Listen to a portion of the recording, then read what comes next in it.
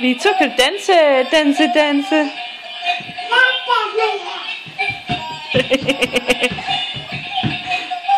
er sjovt. På vuggestuen har det barn, der danser mest, han danser hele tiden.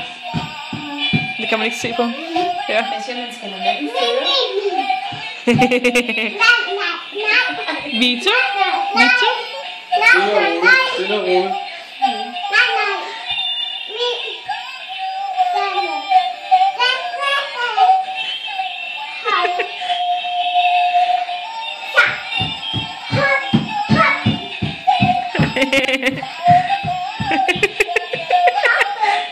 Jeg ved godt, hvem der er mest committed til den der dans.